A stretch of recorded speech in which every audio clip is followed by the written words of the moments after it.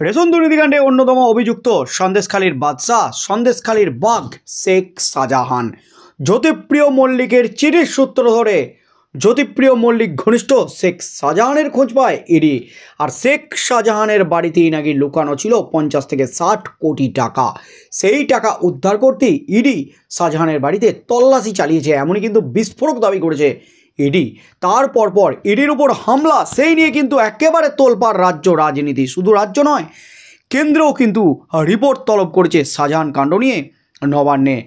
ইতিমধ্যেই রাজ্যপাল সিবি আনন্দ বোস, প্রধানমন্ত্রী নরেন্দ্র মোদী এবং কেন্দ্রীয় স্বরাষ্ট্রমন্ত্রী অমিত শাহের কাছে রিপোর্ট দিয়েছেন শাহজাহান কাণ্ড নিয়ে, যাতে কেন্দ্র হস্তক্ষেপ করে, যাতে প্রধানমন্ত্রী এবং স্বরাষ্ট্রমন্ত্রী হস্তক্ষেপ করেন শাহজাহানকে গ্রেপ্তার করতে।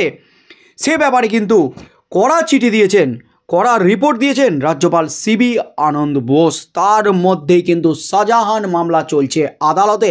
আজ শাহজাহানের জামিন মামলায় কিন্তু হুলস্থুল কাণ্ড। অবশেষে নিখোঁজের 29 দিন পর মুখ খুললেন শেখ শাহজাহান।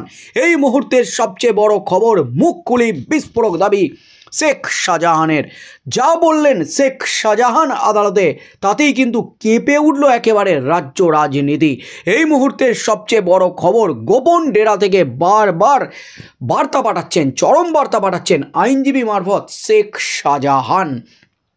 ঘটনার প্রায় 1 মাস হতে চলল, এখনও নিখোঁজ, এখনও ফেরার শেখ শাহজাহান, অথচ জামিনের জন্য আবেদন করছেন।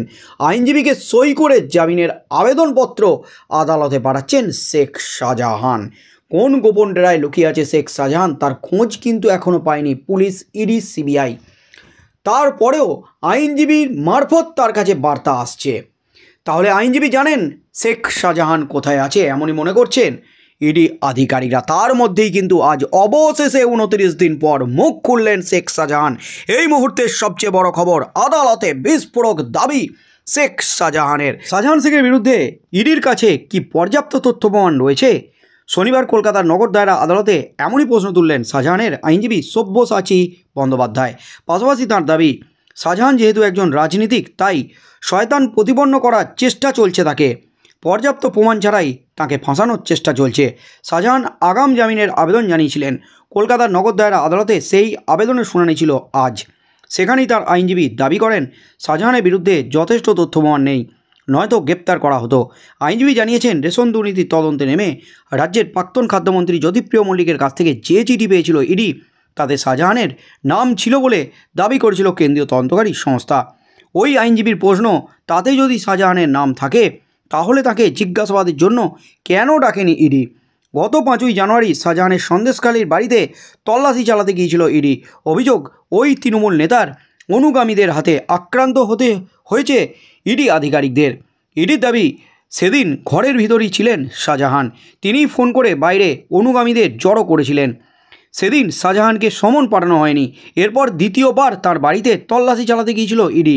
সেদিন উল্লেখযোগ্য কিছু মেলেনি, তবে শাহজাহানের 150 কোটি টাকার সম্পত্তির হদিশ পেয়েছিল। এমনকি 4 শাহজাহান ঘনিষ্ঠ তৃণমূল নেতা নেত্রীর নামের লিস্ট পেয়েছিল ইডি। শাহজাহানের আইনজীবী দাবি করছেন, সেদিনও সমন পাঠানো হয়নি। তারপর 6 দিন অপেক্ষা করা হয়।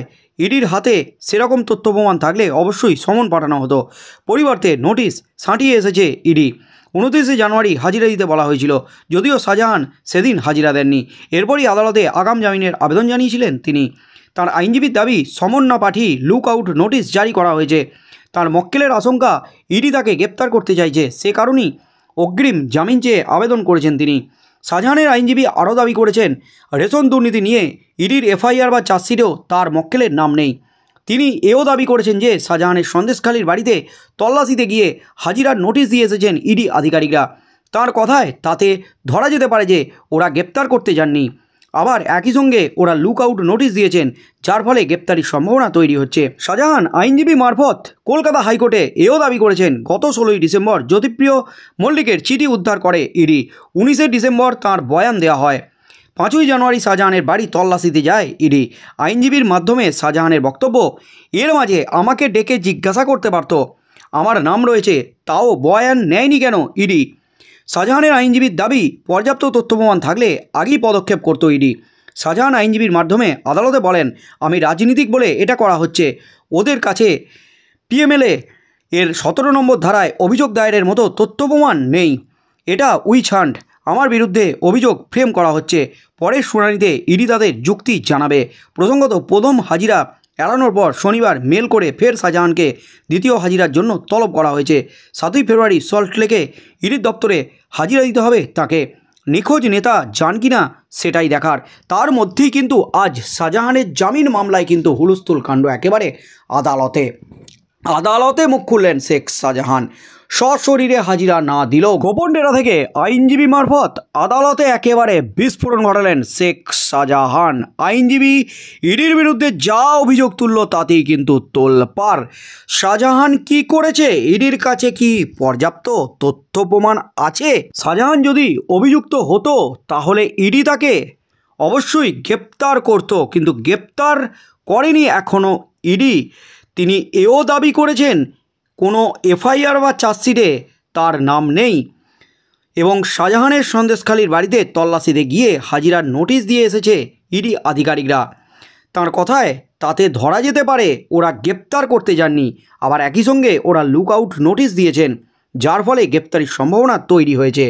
তিনি এও দাবি করেছেন আইনজীবী মারফত 16ই ডিসেম্বর জ্যোতিপ্রিয় মল্লিকের চিঠি উদ্ধার করে ইডি। 19শে ডিসেম্বর তার বয়ান রেকর্ড করা হয়। 5ই জানুয়ারি শাহজাহানের বাড়িতে তল্লাশিতে যায় ইডি এবং শাহজাহানের যেটা বক্তব্য, এর মাঝে আমাকে ডেকে জিজ্ঞাসা করতে পারত ইডি, আমার নাম রয়েছে, তাও বয়ান নেয়নি কেন ইডি? এই প্রশ্নই কিন্তু তুলে দিয়েছেন শেখ শাহজাহান।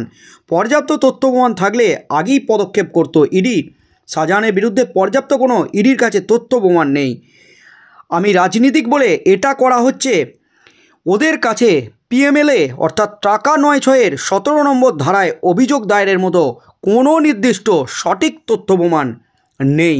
এটা উইচহান্ট, আমাকে শয়তান প্রতিপন্ন করার চেষ্টা করা হচ্ছে, আমার বিরুদ্ধে অভিযোগ ফ্রেম করা হচ্ছে এবং আমি রাজনীতি করি বলে আমাকে টার্গেট করা হচ্ছে, আমাকে ফাঁসানো হচ্ছে, এমনই কিন্তু বিস্ফোরক দাবি করলেন শেখ শাহজাহান আজ আদালতে।